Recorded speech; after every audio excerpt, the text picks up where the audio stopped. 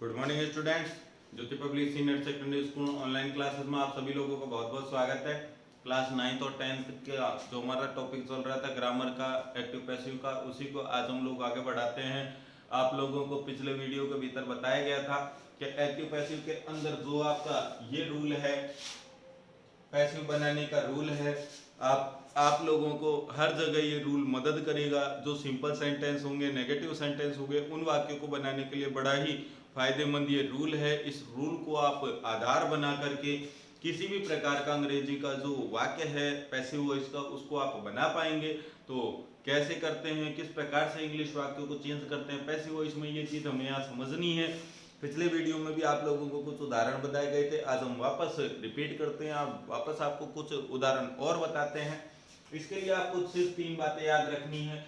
कि पहली बात तो हम ये ध्यान रखें कि पैसिव वॉइस जब बनाना है तो पैसिव वॉइस के भीतर हमें कुछ नियम ध्यान रखने हैं। कि पहला नियम तो इसका ये कहता है पैसिव बनाने का कि एक्टिव वॉइस की हमेशा कंडीशन आएगी।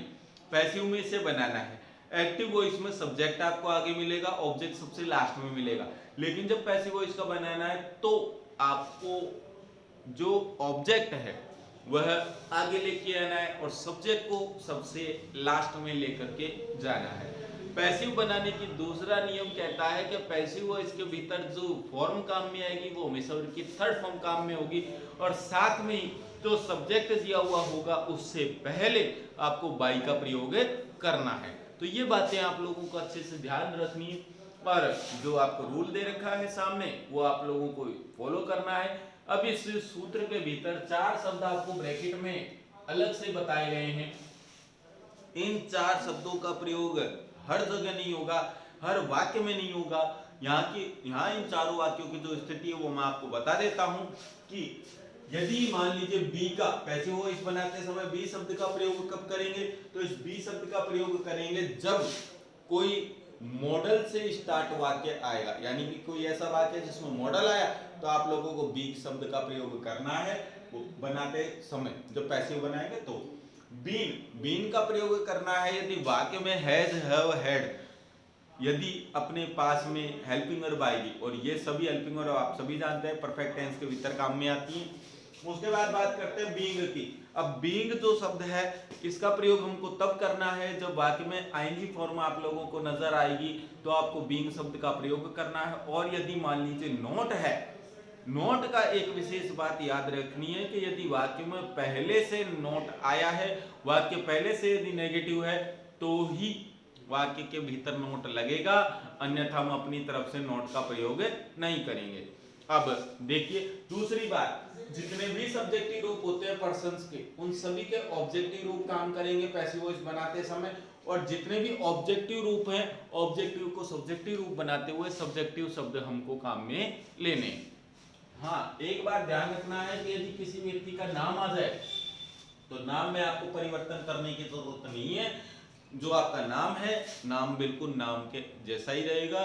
तो ये बात हमें अच्छे से याद रखनी है। इसके अलावा जो ये पूरा आपका चार्ट है, पूरा एक्टिव पैसिव के जितने भी टेंस से रिलेटेड वाक्य आएंगे उन सभी के भीतर इस चार्ट को ध्यान में रखे बगैर आप पैसिव वॉइस बना ही नहीं सकते। इसलिए इस चार्ट को भी अपने माइंड में अच्छे से हमें याद कर लेना है, समझ लेना है, तो ही हम पैसिव वॉइस बना पाएंगे। आइए अब हम उदाहरण करना स्टार्ट करते हैं। सबसे पहले हम सिंपल वाक्य और नेगेटिव वाक्यों को देखते हैं कैसे बनाते हैं। एक एक वाक्य हम लेंगे और एक एक सूत्र को लेंगे और एक एक सूत्र को लेकर के फिर हम अगले वाक्यों को बनाएंगे। तो देखिए, जैसे मान लीजिए पहले सूत्र पर आधारित कोई वाक्य आ जाता है, कैसे बनाए, तो इसका तरीका यही है। मान लीजिए कोई वाक्य आ गया, शी कुक्स फूड। मान लीजिए जैसे ये वाक्य आ गया तो सबसे पहले इसमें हमें ये देखना है कि किसी भी वाक्य को जो कि एक्टिव कंडीशन में आएगा यदि उसे पैसिव में बनाना है तो सबसे पहले हमें उस वाक्य में टेंस की पहचान करनी है। जैसा कि हमको दिख रहा है कुक, ये है आपकी वर्ब की फर्स्ट फॉर्म प्लस साथ में आपको दिख रहा है एस, तो ये स्थिति आपको देखने को मिलेगी सूत्र नंबर 1 के भीतर। अब ऐसी स्थिति यदि आ गई तो इसको किस में बदलेंगे, तो इज एम आर का प्रयोग करेंगे प्लस वर्ब की थर्ड फॉर्म का प्रयोग करेंगे। अब यहाँ को जो सी दिख रहा है ये हो गया आपका सब्जेक्ट और फूड हो गया आपका ऑब्जेक्ट। अब आप कैसे बनाए पैसिव वॉइस, तो इसके लिए आपको रूल पर आ जाना है। जो आपका रूल है वो कहता है सबसे पहले कि आप ऑब्जेक्ट लगाएं। ऑब्जेक्ट आपके पास क्या है, फूड, तो आपने फूड शब्द का प्रयोग करा। उसके बाद वर्ग की फर्स्ट फॉर्म प्लस ऐसे ही तो आपको इजेमआर का प्रयोग करना होगा। इज लगाएं, एम लगाएं या आर लगाएं, ये डिसाइड होगा जो हमारे पास ऑब्जेक्ट आया है उसकी संख्या से। अब हम सभी जानते हैं खाने पीने की जितनी भी चीजें होती है सब एक वचन मानी जाती है, तो फूड शब्द जो है एक वचन होने के कारण इसके साथ हम यूज लेंगे इज। अब यहाँ दिख रहा है आपको इजेमआर के बाद में सीधा थर्ड फॉर्म काम में लेनी है, तो इसका मतलब यहाँ रूल में से देख लीजिएगा कि जैसे हेल्पिंगर के तुरंत बाद में वर्ग की थर्ड फॉर्म काम में लेनी है, तो यहाँ पर इसका मतलब ये होगा कि जो ये आपके चार शब्द हैं ये यहाँ पर नहीं लगेंगे। तो कुकी थर्ड फॉर्म बना देंगे कुकड़, उसके थर्ड फॉर्म के बाद में आपको काम में लेना है बाई, और सब्जेक्ट जो आपका था शी, तो आपको ध्यान रखना है कि शी शब्द को हम चेंज कर लेंगे हर में। तो इस प्रकार से आपका जो पैसिव वॉइस है वो चेंज हो जाता है, एक्टिव वॉइस को हमने पैसिव वॉइस में बदल दिया। आइए कोई दूसरा वाक्य देखते हैं, जैसे आई राइट ए लेटर। मान लीजिए ये वाक्य आ गया, इसको कैसे चेंज करें, आई हो गया आपका सब्जेक्ट, राइट हो गई आपकी मेन वर्ब, ए लेटर हो गया आपका ऑब्जेक्ट। अब कैसे पता करें किस टेंस में है वाक्य का, हमने आपको क्या कहा कि पैसिव वॉइस में आपको सिर्फ टेंस ही पकड़ करनी है। अब आपको यहाँ वर्ग की फर्स्ट फॉर्म नजर आ रही है राइट, तो ध्यान रखना है सूत्र नंबर 1 ही है अभी भी। तो आपके वाक्य जो बनेगा वो इस रूल को ध्यान में रखिए, सबसे पहले ऑब्जेक्ट लाएंगे तो ए लेटर,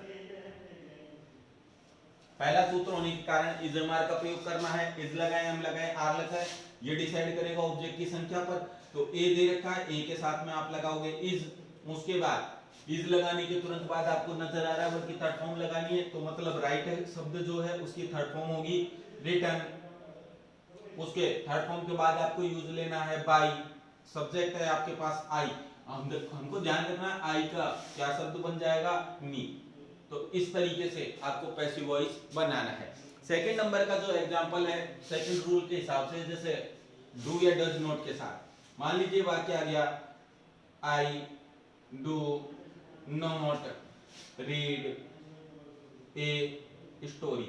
जैसे ये वाक्य आ गया, अब इसको आपको चेंज करना है, आपको पैसिव वॉइस बनाना है, कैसे बनाए, तो आई आपका हो गया सब्जेक्ट, डू हो गई helping verb, not negative word है, रीड मेन वर्ब हो गई, और स्टोरी हो गई आपकी ऑब्जेक्ट। अब डू हो डज हो या डिड हो, तीनों के साथ वर्ब की फर्स्ट फॉर्म आती है, तो यहाँ फर्स्ट फॉर्म आपको दी हुई है, तो ये कौन सा सूत्र काम कर रहा है, सेकंड नंबर का। इसको चेंज करेंगे वही इजेमआर हेल्पिंग वर्ब लगेगी, नॉट लगेगा, प्लस वर्ब की थर्ड फॉर्म आएगी। तो ऑब्जेक्ट कहता है सबसे पहले ए स्टोरी, इजेमआर का प्रयोग करना है, स्टोरी की संख्या एक है इसलिए इज, उसके बाद नॉट, ध्यान रखना है सूत्र से नहीं हटना है, ऑब्जेक्ट हमने सबसे पहले लगाया, हेल्पिंग वर्ब का प्रयोग कर दिया, थर्ड नंबर पे नोट लगाना था, नोट लगा दिया। अब यहाँ हमने क्या कहा था आपको कि नोट पहले से वाक्य में है तो ही लगाना है, अपनी तरफ से ना लगाएं, तो नोट का प्रयोग हुआ। उसके बाद में थर्ड फॉर्म का प्रयोग करना है, तो रीड, रीड की थर्ड फॉर्म हो जाती है रेड। उसके बाद थर्ड फॉर्म के बाद हमें लगाना है बाई, सब्जेक्ट था आपके पास आई, आई को आप चेंज कर लेंगे और शब्द बना देंगे मी। इस तरीके से वाक्य चेंज किया जाए। नेक्स्ट उदाहरण,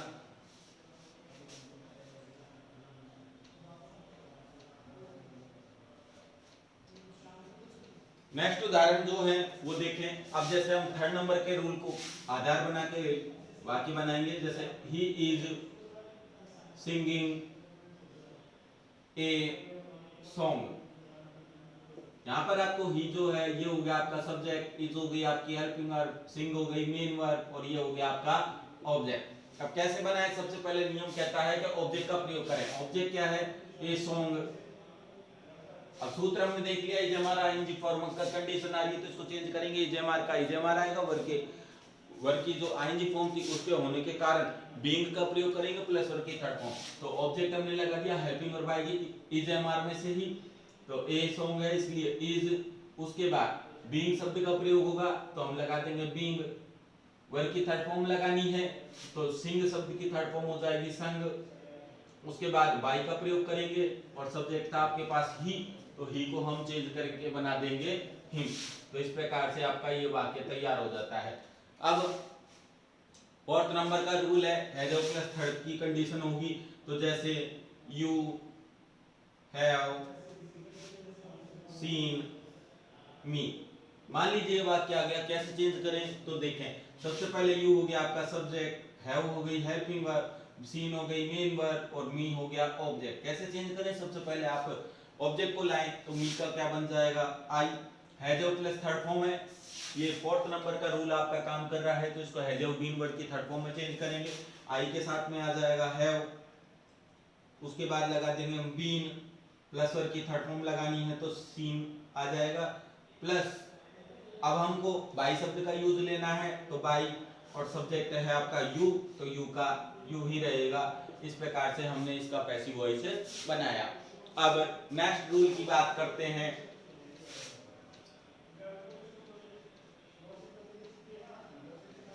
सेकंड फॉर्म से यदि कोई वाक्य आ जाए तो कैसे बनाएं? जैसे शीला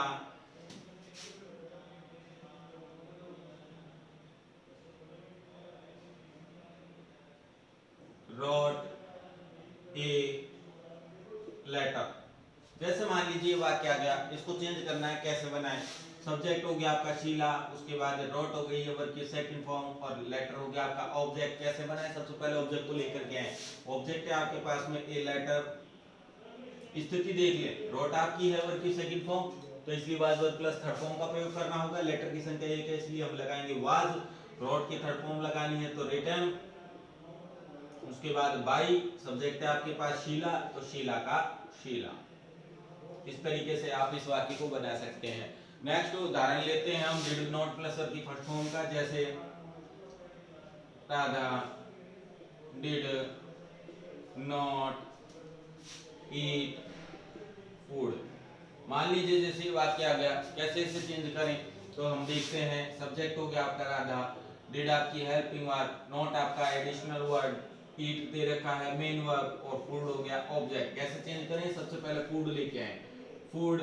अब यहाँ हमको दिख रहा है did plus not plus first form आ रही है तो वाज वर्ब का प्रयोग करेंगे, फूड के साथ आ जाएगा वाज, उसके बाद लगा देंगे हम नॉट, ईट की थर्ड फॉर्म ईटन, फिर बाई, सब्जेक्ट है आपका राधा तो नाम को नहीं बदलना है, नाम का नाम ही रहेगा।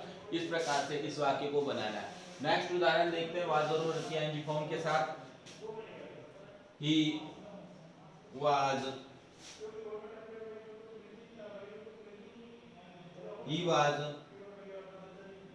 Playing chess. मान लीजिए जैसे ये वाक्य आ गया, ये हो गया आपका सब्जेक्ट, वाज हो गई हेल्पिंग वर्ब, प्ले हो गई मेन वर्ब, चेस हो गया आपका ऑब्जेक्ट। कैसे बनाए? ऑब्जेक्ट को आगे लाएं तो chess, helping verb was verb plus क्या है जी फॉर्म, स्थिति काम कर रही है 7वें नंबर के रूल की, तो वाज वर्ब लगेगा, बीइंग लगेगा, प्लस वर्ब की थर्ड फॉर्म, तो चेस के साथ आ जाएगा वाज, उसके बाद बीइंग वर्ब की थर्ड फॉर्म, प्ले की थर्ड फॉर्म हो जाएगी प्लेड, बाई, सब्जेक्ट है आपके पास ही तो ही का हम बना देंगे हिम। इस तरीके से आपका ये उदाहरण बनता है। नेक्स्ट रूल देखें,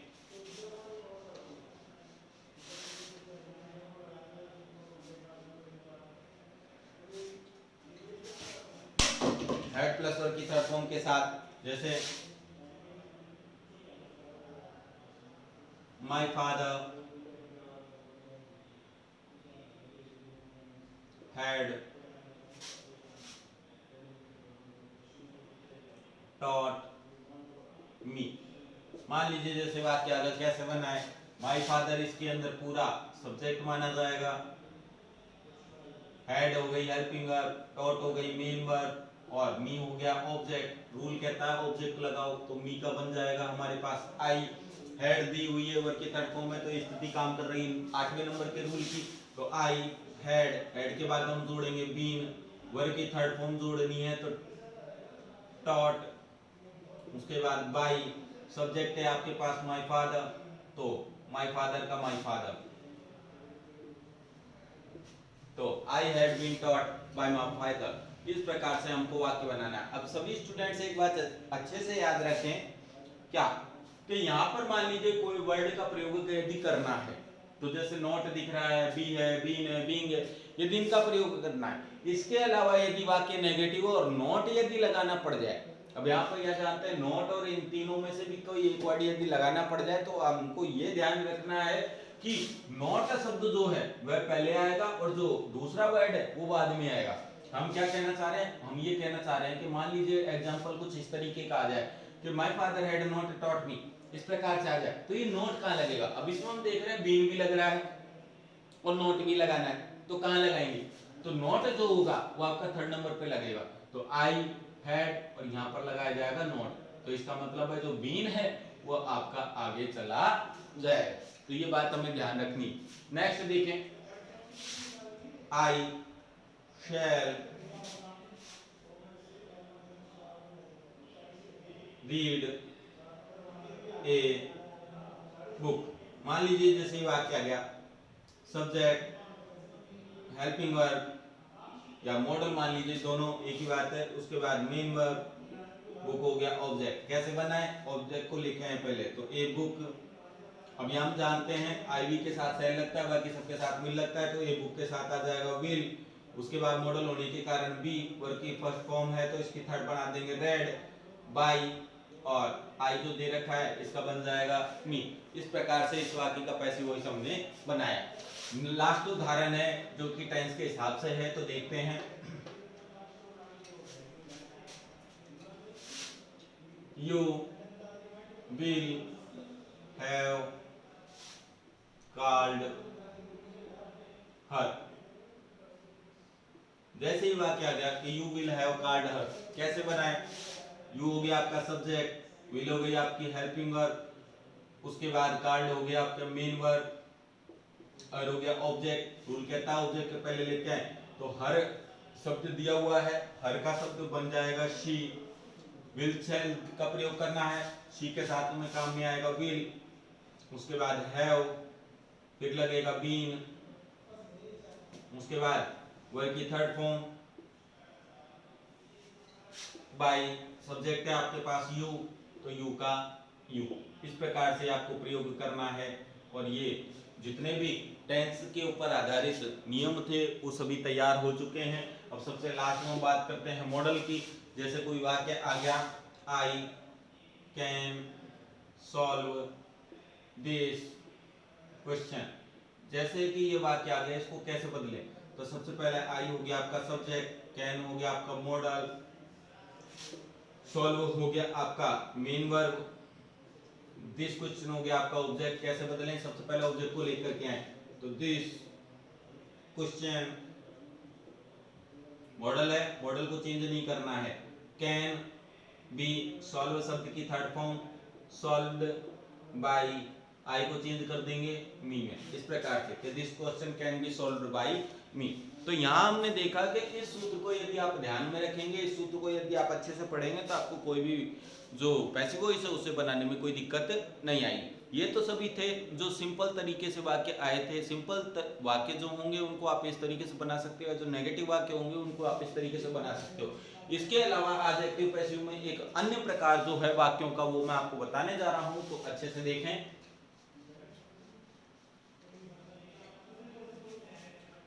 ये जो नेक्स्ट टॉपिक है इसको गोइंग टू वाले वाक्य कहा जाता है।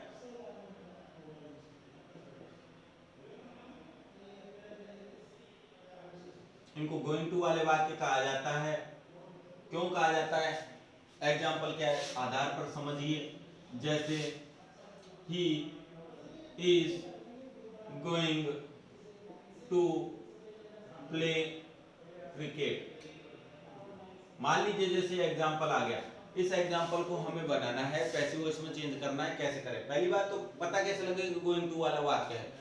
यहाँ पर गोइंग टू के बाद में समय नहीं दिया हुआ होगा, सॉरी स्थान नहीं दिया हुआ होगा। यहाँ पर गोइंग टू के बाद में आप लोगों को वर्ब की फर्स्ट फॉर्म देखने को मिलेगी, और गोइंग टू शब्द है, उसके बाद में इज हो गई आपकी हेल्पिंग वर्ब, ही हो गया आपका सब्जेक्ट, और क्रिकेट हो गया आपका ऑब्जेक्ट। इस रूल पर आधारित होगा जो भी एक्टिव वॉइस आएगा, यानी कि गोइंग टू शब्द दिया होगा, गोइंग टू के बाद में आपको वर्ब की फर्स्ट फॉर्म देखने को मिलेगी। ये वाक्य देखने में लगता तो प्रेजेंट टेंस का है, लेकिन ये प्रेजेंट टेंस का नहीं होकर के इसका जो अर्थ निकलेगा फ्यूचर में निकलेगा।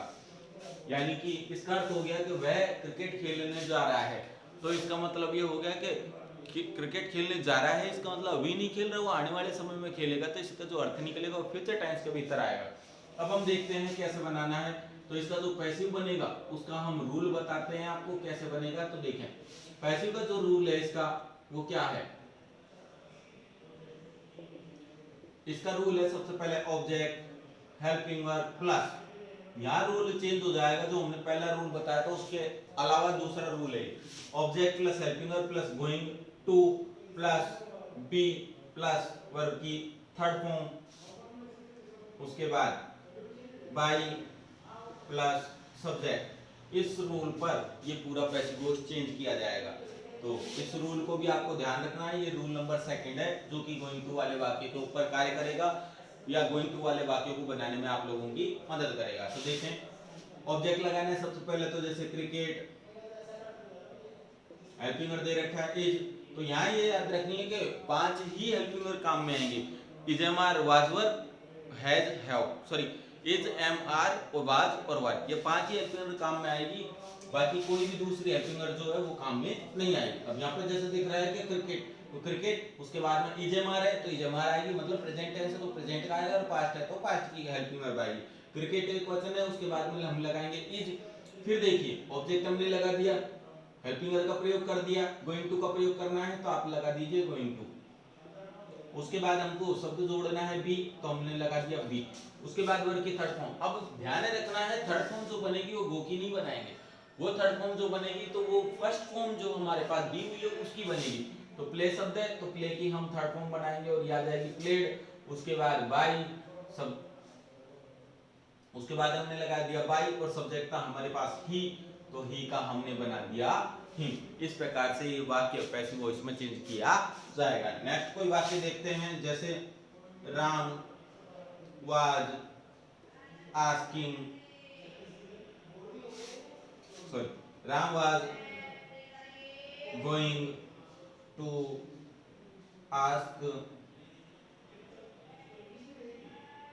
या Ram was going to write a poem. मान लीजिए जैसे एग्जांपल आ गया, इस एग्जांपल को कैसे बदलें। राम हो गया आपका सब्जेक्ट, वाज हो गई आपकी हेल्पिंग वर्ब, गोइंग टू शब्द दिया हुआ है, वर्ब की फर्स्ट फॉर्म आ चुकी है, और पोयम हो गया आपका ऑब्जेक्ट। कैसे चेंज करें, नियम कह रहा है कि ऑब्जेक्ट को आप सबसे पहले लगाएं। तो ए पोयम सॉरी ए पोयम। अब यहाँ देखें वाजवर आया, पहले वाले वाक्य में इजेमार था तो इजेमार में से लगानी थी हेल्पिंग वर्ब, यहाँ वाजवर आया तो वाजवर में से लगानी। तो ए पोयम है इसलिए वाज, गोइंग टू शब्द दिया हुआ है तो गोइंग टू का गोइंग टू। उसके बाद में हम जोड़ेंगे बी, वर्ब की थर्ड फॉर्म, राइट की थर्ड फॉर्म हो जाएगी रिटर्न, बाई सब्जेक्ट है आपके पास में राम, तो राम का राम। तो यहाँ हमने देखा कि जो गोइंग टू वाले वाक्य है उनको भी हम किस प्रकार से बनाते हैं। आप लोगों को जो सिंपल वाक्य हैं, सिंपल टेंसों पर आधारित वो वाक्य, और साथ में गोइंग टू वाले जो वाक्य हैं उस प्रकार के वाक्य, दोनों प्रकार के वाक्य आज हम लोगों ने आपको से डिस्कस किए, आप लोगों को बताए। तो आपको ये बात अच्छे से समझनी चाहिए कि एक तो सिंपल रूल के भीतर आपका जो नियम सूत्र है उसको आपको नहीं छोड़ना है। दूसरा सब्जेक्टिव रूप किसी भी प्रोनाउन का आ जाए उसको आपको ऑब्जेक्टिव रूप में बदलना है। लेकिन हमें ये भी बात याद रखनी है कि यदि मान लीजिए जैसे मी, आई को भी हमने मी बनाया था, लेकिन यदि सूत्र के अंदर जैसे मी आया तो मी को ध्यान रखना वापस आई में भी चेंज करना पड़ेगा। यानी कि मी यदि ऑब्जेक्ट के रूप में आया तो उसको आप आगे ला करके क्या बना देंगे, आई बना देंगे, आपस में बदलेंगे ये दोनों चीजें।